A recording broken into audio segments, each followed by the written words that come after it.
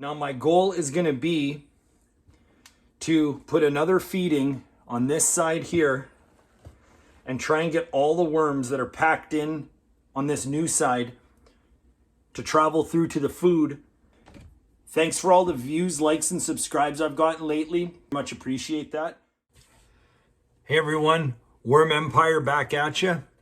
I think I have finally figured out a much better solution as per the last time I tried doing this. This is the evolution of my first wedge system type of setup.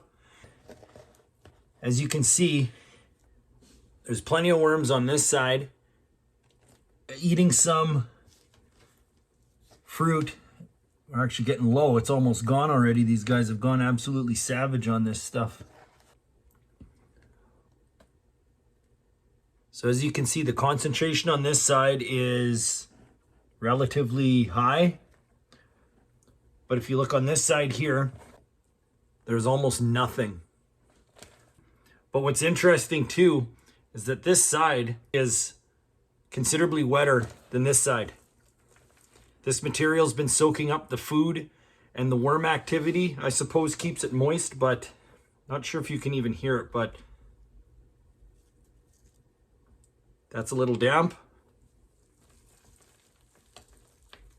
And that side is the dryness of the material. Take the material, throw it in my sifter, and give her the old shake.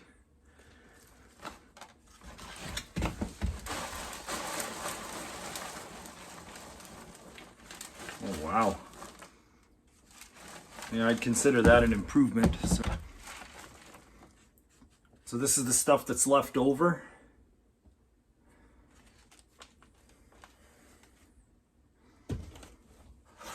Here's what's coming out. My fresh worm castings. Nice and dry. That definitely was an improvement. And even the stuff that's remaining in here, it's a lot less wet than the last time.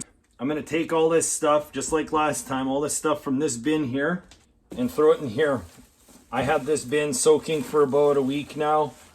It's mostly cardboard. It's all I've got right now for a new bedding for a new bin.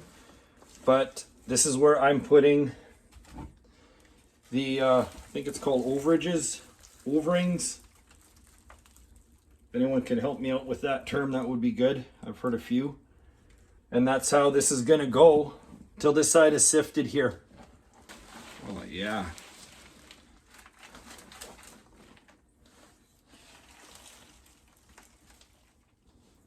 I have a subscriber named, the channel name is Nana's Worm and Garden.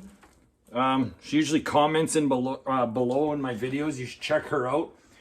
She gave me the great idea to say, if you can wait to harvest your worm castings and dry them out, it makes the process a lot easier. She's absolutely right.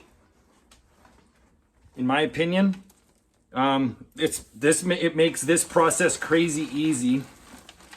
Oh man, that is so much faster than last time. It's crazy. That's awesome.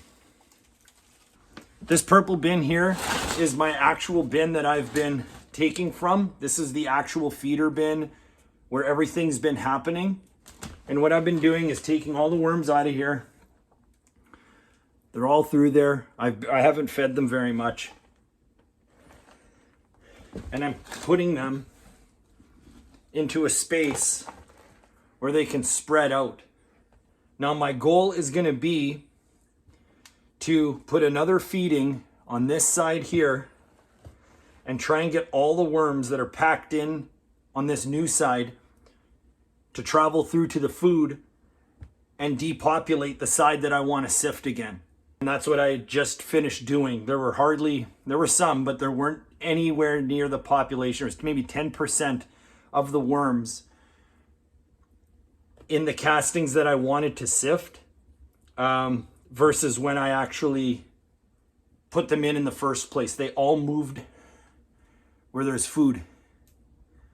I expect this new process to take a few days for these worms to travel to the food, but that's fine because this stuff from this bin here, I would consider too wet to sift at the moment. So hopefully that's like doing two things at once. This gets to dry out before I sift it, while the worms migrate out into the half that I'm trying to feed. So to try and create this migration and to further this wedge system, I'm going to give them a little bit of bedding. This bedding came from another worm bin. I just grabbed a tiny pinch because I don't want to over acidify the area, so I'm kind of feeding the same area. Some frozen beans. So that's going to go down here. I'm going to cover it so it doesn't get stinky. And then hopefully in a few days, and move over to where the food is. Trying to harvest wet castings is very troubling, and it can take just as long as well. The footprint of this bin is actually a lot smaller, footprint meaning area, than in this bin here.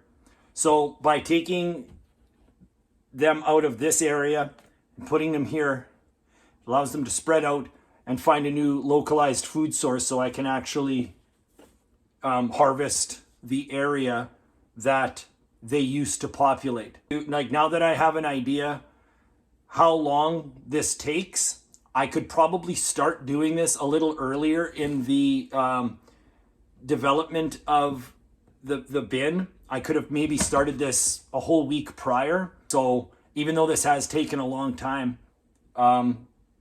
it's still working, and I could probably get a bin done like this under ideal conditions. If I wanted to improve the drying process, I could use a fan and blow air across the top of it all, and that would help dry it faster.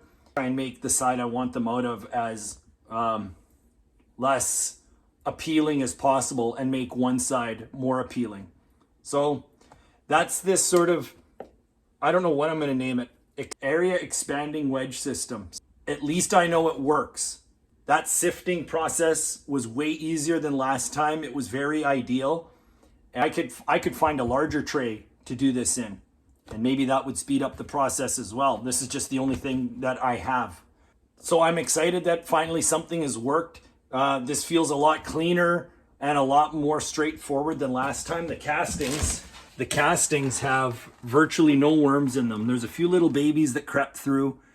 My sieve was a 1/4 inch sieve, but it's dry. I am just happy with how that's gone. So I will try to get another video out with that expanded area wedge system as soon as possible. See how fast I can actually get this done, because I could probably get through a bin like this completely dried out in perhaps just over a week to 10 days.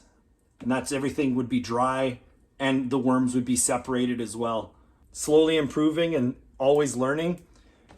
Thanks for all the views, likes, and subscribes I've gotten lately. People are really helping me out, moving this channel along, and I very much appreciate that. Yeah, thank you very much, and we'll see you in the next one. Bye.